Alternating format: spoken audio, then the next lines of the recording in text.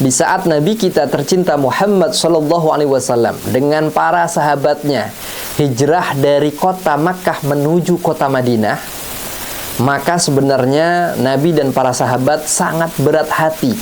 Kenapa? Karena kota Makkah ini adalah kota kelahiran Nabi. Akan tetapi dengan terjadinya pemboikotan sosial dan pemboikotan ekonomi yang dilakukan oleh orang-orang kafir Quraisy, maka Nabi Muhammad SAW dan para sahabatnya pun akhirnya berhijrah. Pada saat itu orang-orang kafir Quraisy melarang kepada seluruh orang-orang yang berhijrah untuk membawa harta bendanya, kecuali dengan bekal secukupnya saja. Sehingga banyak orang-orang kaya yang sudah masuk Islam itu meninggalkan harta bendanya, meninggalkan ternak, meninggalkan hasil panennya, meninggalkan rumahnya, Inilah kesusahan yang dialami oleh Nabi dan para sahabatnya. Ada salah seorang sahabat Nabi yang bernama Abdurrahman bin Auf yang ikut hijrah pada saat itu. Abdurrahman bin Auf ini saudagar yang kaya raya saat di kota Makkah. Akan tetapi begitu beliau hijrah, beliau juga meninggalkan semua kekayaannya. Singkat cerita, begitu sampai di kota Madinah, maka orang-orang Ansor, kaum Ansor menyambut dengan gembira, dengan sukacita kedatangan Nabi dan para sahabatnya. Ada salah seorang sahabat Nabi dari kaum Ansor yang bernama Sa'ad bin Rabi. Sa'ad bin Rabi ini menjumpai Abdurrahman bin Auf. Wahai Abdurrahman bin Auf, perkenalkan saya Sa'ad bin Rabi. Saya adalah orang yang memiliki finansial yang cukup. Artinya dia orang kaya. Kalau seandainya Anda mau, saya akan memberikan 50% dari harta saya untuk Anda modal berniaga. Dan saya juga memiliki 2 orang istri. Kalau seandainya Anda mau, maka saya akan menceraikan salah satu dari istri saya dan silahkan Anda menikahinya. Masya Allah ya, kedermawanan daripada Sa'ad bin Rabi'. Sehingga dalam Quran ada ayat yang mengatakan wa yu'thiruna ala anfusihim walau kana bihim khasasah. Mereka adalah orang-orang yang mendahulukan kepentingan orang lain walaupun pada dasarnya mereka sangat membutuhkan.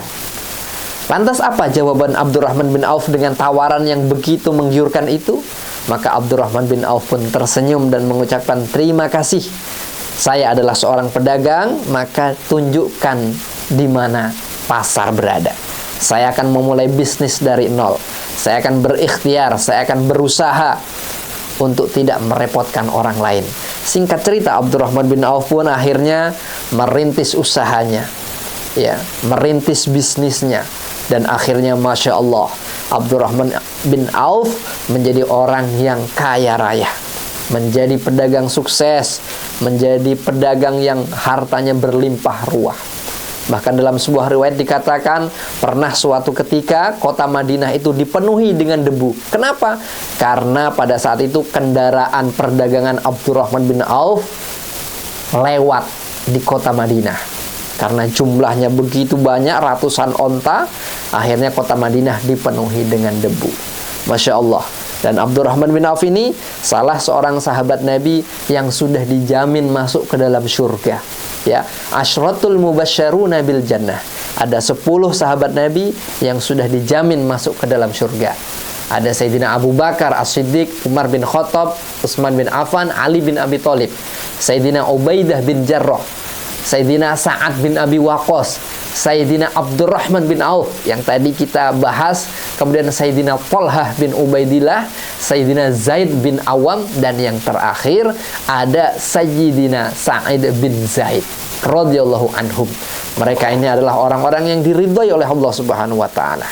Lalu apa ibrah yang bisa kita petik?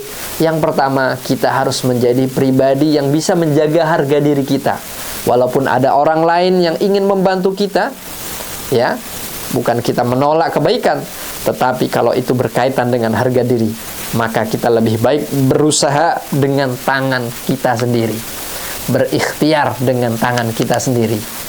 Dan yang selanjutnya, ibrah yang bisa kita petik adalah bagaimana kita harus memiliki etos bisnis yang baik, memiliki inovasi bisnis yang baik, memiliki kreativitas bisnis yang baik, agar bisnis yang kita jalani menjadi bisnis yang sukses, menjadi bisnis yang berkah, dan menjadi bisnis yang bermanfaat untuk agama, bangsa, dan negara. Mudah-mudahan bermanfaat. Jangan lupa subscribe, like, dan share video ini. Ya, semoga menjadi ilmu yang bermanfaat. Assalamualaikum warahmatullahi wabarakatuh.